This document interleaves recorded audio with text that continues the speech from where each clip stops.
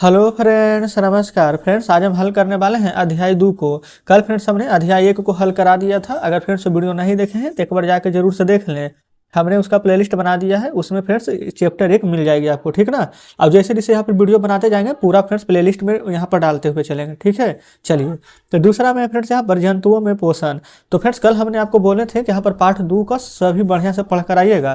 तो उम्मीद करते हैं कि आप अच्छे प्रकार से पढ़ कर आए होंगे, ठीक है। क्योंकि फ्रेंड्स इसमें बहुत सारे पेज रहते हैं दिए हुए, तो अगर हम इन सभी को पढ़ेंगे तो समय ज़्यादा यहाँ पर लग जाएगा। तो चलिए, तो इस प्रकार से फ्रेंड्स यहाँ पर अध्याय 2 में सभी प्रश्न यहाँ पर दिए गए हैं। तो डायरेक्ट अब हम चलते हैं यहाँ पर फ्रेंड्स प्रश्न आंसर की तरफ, ठीक है। तो आ चुके हैं।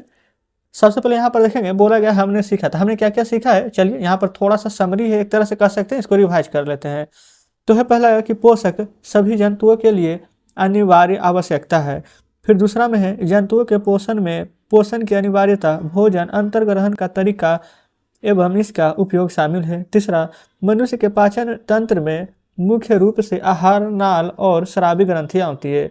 फिर आहार नाल में मुख्य गुहिका, ग्रसिका, अमाशय, छोटी आंत, बड़ी आंत, मलाशय तथा गुदा शामिल है। पाचक रस मुख्यतः लार ग्रंथि, यकृत, अग्नाशय तथा छोटी आंत की दीवारों से स्रावित होती है। पोषण एक जटिल प्रक्रिया है। पोषण के अंतर्गत अंतर्ग्रहण, पाचन, अवशोषण, स्वांगीकरण एवं निष्कासन शामिल है। फिर भोजन का पाचन मुख से ही आरंभ होता है। मंड का पाचन मुख से ही आरंभ हो जाता है। अगला है भोजन के सभी अवयवों का पाचन छोटी आंत में पूरा हो जाता है, जिसमें यकृत, अग्नाशय तथा छोटी आंत से स्रावित पाचक रस सहायक करते हैं। अगला है बड़ी आंत में जल और कुछ लवणों का अवशोषण होता है। अगला है अवशोषित भोजन रक्त नलिकाओं द्वारा रक्त के साथ शरीर के विभिन्न भागों में पहुंचाता है। अगला है भोजन का बिना पचा हुआ भाग, जिसका अवशोषण नहीं होता है, मल के रूप में गदा से बाहर निकाल दिया जाता है, ठीक है। या फिर मल के रूप में गुदा है, ठीक है ना, गुदा से बाहर निकाल दिया जाता है। अगला है जुगाली करने वाले जंतुओं को रूमिनेंट कहा जाता है, ठीक है। ऐसे ही प्रश्न आएगा कि जुगाली करने वाले जंतुओं को क्या कहा जाता है, तो आपका आंसर देना होगा रूमिनेंट। समझिए कि एक लाइन में सभी यहाँ पर आंसर ही है। चलिए, अगला है जुगाली करने वाले जंतु तेजी से भोजन निगलते हैं तथा रूमेन में भंडारित करते हैं। कुछ समय बाद निकले भोजन को पुनः मुख में लाकर यहाँ पर चबाते या जुगाली करते हैं। इस प्रकार से फ्रेंड्स हमने यहाँ पर रिवाइज कर लिया है, कोई दिक्कत नहीं है। चलिए आगे, अभी थोड़ा सा 2-3 पॉइंट और दिए गए हैं, उसको भी हम यहाँ पर कवर करते हुए चलेंगे।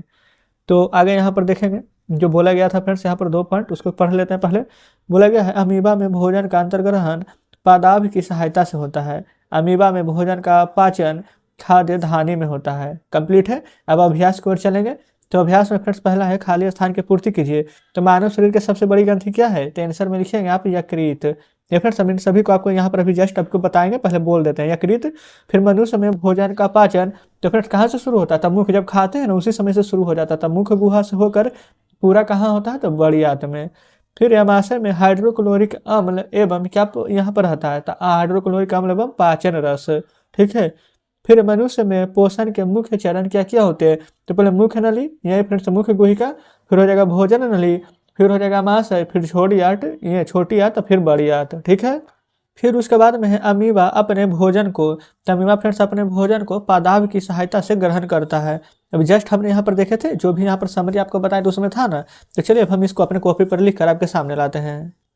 तो देखेंगे फ्रेंड्स, ये रहा दूसरा जंतुओं में पोषण। ये हमने ABCDE इस प्रकार से जो जो आंसर बताए थे, यकृत, मुख्य गुहिका, बड़ी आंत, पाचक रस, मुख्य गुहिका, भोजन नली, अमाशय, छोटी आंत, बड़ी आंत, अपादाभ, वो सभी हमने यहाँ पर लिख लिए हैं। क्लियर है। तो पहला कंप्लीट हो गया है, चलते हैं दूसरे पर। तो देखेंगे फ्रेंड्स, ये रहा दूसरा नंबर। बोला गया था सही विकल्प पर सही का चिन्ह लगाना है। इसे कुतरने में सहायता करने वाले दांत कौन होता है, कृंतक, रदनक, अग्रचबर्णक या चबर्णक, तो बिल्कुल कृंतक होते हैं, तो इस पर टिक मार देंगे। लार मंड, जिसको कि हम स्टार्च बोलते हैं, तो लार मंड को बदलता है, किस में बदलता है, तो ग्लूकोज में। अगला सी में है पित्त रस का स्राव होता है कहाँ, तो यकृत में। बसा का पूर्ण रूपेण पाचक होता है कहाँ, तो छोटी आंत में। ठीक उसी प्रकार से जल का अवशोषक मुख्यतः होता है कहाँ, तो बड़ी आंत में, ठीक ना।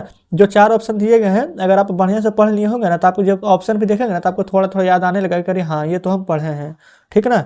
चलिए अगला है यहाँ पर सत्य असत्य को चुनने के लिए बोला गया है। बोला गया है कि सत्य और असत्य के कथनों का चिन्हित कीजिए। कैसे करेंगे, तो पहला हम देखेंगे अमाशय में हाइड्रोक्लोरिक अम्ल होता है, बिल्कुल सत्य हो, ये फिर से सत्य बात है, अभी जस्ट हमने पढ़े भी थे। फिर पित्त रस से प्रोटीन का पाचन होता है, ये फ्रेंड्स ये तो असत्य है, पित्त रस से प्रोटीन का पाचन नहीं होता है। चलिए आगे बढ़ेंगे। आ चुके हैं फ्रेंड्स यहाँ पर तीसरे नंबर पर बोला गया है कि प्रोटीन का पाचक मुख से आरंभ होता है। तो फ्रेंड्स प्रोटीन का पाचक मुख से आरंभ होता है, नहीं ना, तो ये तो असत्य है। चलिए आगे बढ़ेंगे। अगला है जुगाली करने वाले निगली हुई घास को पुनः अपने मुख में लाकर धीरे धीरे चबाते हैं, बिल्कुल ये तो सत्य है। छोटी आंत में श्लेष्मक स्रावित होता है, तो फ्रेंड्स ये भी असत्य है। चलिए अगला चौथे पर आते हैं। बोला गया है कॉलम ए को कथनों का मिलान कॉलम बी से कीजिए। तो कार्बोहाइड्रेट हमारा क्या है, एक शर्करा है, तो इससे मिलान कर देंगे। प्रोटीन क्या है, अमीनो अम्ल है, तो इसमें मिलान कर देंगे। बसा फ्रेंड्स से क्या है, तो बसा अम्ल एवं ग्लिसरॉल है, तो इसको मिलान कर देंगे। पीतरस क्या है, तो पीतरस फ्रेंड्स यहाँ पर पिताशय हो जाएगा। और लार क्या है, तो लार ग्रंथि है। तो इस प्रकार से चौथा भी हमने कंप्लीट कर लिए हैं, कोई डाउट यहाँ तक नहीं है। चलिए आगे बढ़ेंगे, पांचवा पर आइए। पांचवा में यहाँ पर देखेंगे तो बोला गया है आहार नाल के किन भागों द्वारा ये कार्य होते हैं। तो किन ये फ्रेंड्स किससे कार्य होता है, तो देखिएगा भोजन का चबाना, तो भोजन किससे चबाया जाता है, मुख से, है ना। और जो मुख में चबाते हैं क्या, दांत से, तो वही हम क्वेश्चन में दांत लिख दिए, ठीक है। फिर जीवाणु नष्ट होता है किस में होता है, तमाशे में। उपयोगी पदार्थों का अवशोषण होता है किस में, तो होता है छोटी आंत में। मल का निकास किससे होता है, तमालाशय द्वारा, ठीक है। चलिए पांचवा भी कंप्लीट कर लिए हैं, अब आगे बढ़िएगा इसी प्रकार से छठे में। तो छठा में बोला गया है एक शब्द में उत्तर देना है आपको, तो एक शब्द में लिखिएगा आंसर। बोला गया है कि मानव शरीर में पाया जाने वाला कठोरतम पदार्थ क्या है, तो कठोरतम पदार्थ हो जाएगा फ्रेंड्स हमारा इनेमल, ठीक है। पचे भोजन का अवशोषण करने वाली अंगुली जैसी संरचनाएं क्या कहलाती है, तो फ्रेंड्स दीर्घ रोम, ठीक है ना। तीसरा है घास खाने वाले जंतुओं में सेल्यूलोज पाचन का स्थान होता है क्या, अन्ननाल। चौथा है अमीबा में भोजन पाचन का स्थान होता है, तो खाद्य धानी में। पांचवा है भोजन के अवयवों से उपयोगी पदार्थ संश्लेषण की प्रक्रिया क्या कहलाती है, तो छोटी आंत। तो इस प्रकार से छठा भी कंप्लीट कर लिए हैं, आगे बढ़ते हैं सातवें की ओर।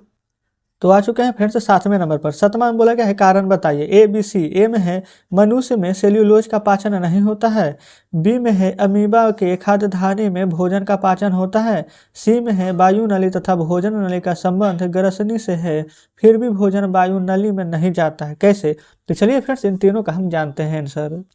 तो फ्रेंड्स सबसे पहले आंसर जानते हैं सातवां के में, जो बोला गया था कि मनुष्य के सेल्यूलोज का पाचन नहीं होता है। तो देखिए लिखेंगे कि घास खाने वाले जंतुओं को शरीर में छोटी तथा बड़ी आंत के बीच एक थैलीनुमा संरचना होती है जिसे अंधनाल कहते हैं। इस अंधनाल में जीवाणु पाए जाते हैं जिसकी सहायता से सेल्यूलोज का पाचन होता है। मनुष्य में अंधनाल बहुत छोटे होती है, जीवाणु अनुपस्थित रहते हैं, अतः मनुष्य में सेल्यूलोज का पाचन नहीं होता है। तो फ्रेंड्स हमने पहला का आंसर जान लिया है और उसका कारण भी जान लिया है। अब चलते हैं बी नंबर पर। और फ्रेंड्स एक बात यहाँ पर ध्यान देगा ना, ये जो हम लगता है जो फेयर स्टूडेंट्स को लिखाए थे थोड़ा सा गलत लिख लिया है। अंधनाल नहीं होना चाहिए, यहाँ पर आहार नाल होना चाहिए, ठीक है ना। आप इसको बिल्कुल सही कर लीजिएगा, जहाँ जहाँ अंधनाल लिखा हुआ है ना उसको आहार नाल में चेंज कर लीजिएगा, कोई दिक्कत नहीं है। चलिए सातवां के हल हो जाता है, चलते हैं सातवां के बी पर। तो फ्रेंड्स ये रहा बी का आंसर, ठीक है। बी में बोला गया था कि अमीबा के खाद्य धानी में भोजन का पाचन होता है। तो लिखेंगे कि अमीबा के खाद्य धानी में ही पाचक रसों का स्राव होता है जो खाद्य पदार्थों पर क्रिया कर उन्हें सरल पदार्थ में बदल देते हैं। इस प्रकार पचा हुआ भोजन धीरे धीरे अवशोषित हो जाता है। बिना पचा हुआ पदार्थ खाद्य धानी से होकर कोशिका द्वारा बाहर निकाल दिया जाता है। तो इस प्रकार से फ्रेंड्स बी नंबर का आंसर हो गया। चलते हैं सी पर। तो फ्रेंड्स ये हमने सी नंबर का आंसर लिख लिया, ठीक है। सी नंबर में बोला गया है ना कि वायु नली तथा भोजन नली का संबंध ग्रसनी से है, फिर भी भोजन वायु नली में नहीं जाता है, कैसे। तो लिखेगा ना कि वायु नली और भोजन नली का संबंध ग्रसनी से है। वायु नली के ऊपर एक यहाँ पर संरचना होती है, ठीक है, एक मांसल फ्रेंड्स यहाँ पर संरचना होती है जिसे इपिग्लोरिस कहते हैं, ठीक है। यह बाल्ब की तरह काम करता है। जब भोजन करते हैं तो वायु नली को ढक दी जाती है और भोजन नली में चली जाती है। तेजी से खाने या बातें करने पर भोजन वायु नली में कुछ कण चले जाते हैं जिससे हिचकी आती है, ठीक है। तो इस प्रकार से सी नंबर का आंसर हो गया है। अब आठवां नंबर में पढ़ेंगे। सात का फ्रेंड्स ए बी सी था, ठीक है, हमने तीनों हल कराए हैं। आठवां में बोला गया है कि छोटी आंत में किन ग्रंथियों के स्राव आते हैं, पाचन में उनकी क्या भूमिका है, जो बताना है।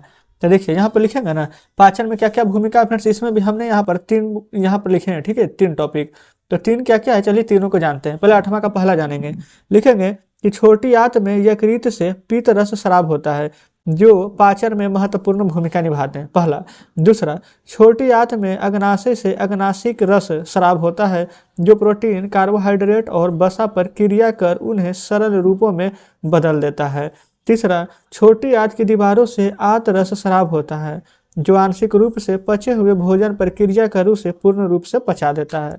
तो इस प्रकार से 8वां का आंसर कंप्लीट हो गया है। चलते हैं 9वां पर। तो फ्रेंड्स 9वां नंबर का आंसर आपके सामने है। प्रश्न है कि अमीबा में पोषण की क्रिया मानव से भिन्न है, कैसे? तो फ्रेंड्स यहाँ पर लिखिएगा कि मनुष्य भोजन को मुख से ग्रहण करता है, जबकि अमीबा में भोजन का अंतर्ग्रहण पदार्थ की सहायता से होता है। मनुष्य में पाचन तंत्र होता है जहाँ भोजन का पाचन होता है, जबकि अमीबा में भोजन का यहाँ पर पाचन खाद्य धानी में होता है। तो इस प्रकार से फ्रेंड्स 9वां का आंसर भी हो गया है। चलते हैं 10वें पर। तो फ्रेंड्स ये रहा 10 नंबर प्रश्न। बोला गया है कि मनुष्य में पाए जाने वाले दांत तथा उसके कार्यों को लिखें। चलते हैं 10वें पर। तो ये रहा फ्रेंड्स 10 नंबर का आंसर। लिखेंगे ना कि मनुष्य में पाए जाने वाले दांत तथा कार्य इस प्रकार से हैं। पहला कृंतक, फिर है रदनक, फिर है अग्रचर्वणक, फिर है चर्वणक। ये फ्रेंड्स 4 दांत के प्रकार है। तो कृंतक काटने का कार्य करता है, रदनक फाड़ने का कार्य करता है, अग्रचर्वणक पीसने और चबाने का कार्य करता है, और जो चर्वणक है वो पीसने और चबाने का कार्य करता है। तो इस प्रकार से फ्रेंड्स 10वां का भी आंसर कंप्लीट हो गया है। तो फ्रेंड्स देखेंगे अभी आ चुके हैं 11 नंबर प्रश्न पर। 11वां में बोला गया है कि मनुष्य के पाचन तंत्र का नामांकित चित्र बनाए, यानी कि फ्रेंड्स पाचन तंत्र का चित्र बनाना है, उसका नामकरण कर देना है। तो फ्रेंड्स चित्र तो आप खुद से बना लेंगे, कोई दिक्कत नहीं है। तो इस प्रकार से फ्रेंड्स आज हमने यहाँ पर अध्याय 2 हल करा दिए हैं, और उम्मीद करते हैं फ्रेंड्स कि अध्याय 2 में जितने भी प्रश्न थे, जितने भी हमने आपको बताए हैं, वो सभी बढ़िया से समझे होंगे। कहीं पर फ्रेंड्स को डाउट नहीं बचा होगा। अगर अभी भी लगता है फ्रेंड्स आपको कि कोई प्रश्न नहीं समझ पा रहे हैं या फिर कहीं पर कोई डाउट है, तो कमेंट बॉक्स में जरूर से बताइएगा, ठीक ना। चलिए फ्रेंड्स, तो आज का वीडियो में यहीं तक रहने देते हैं। मिलते हैं आपसे कल नेक्स्ट वीडियो में नेक्स्ट चैप्टर के साथ।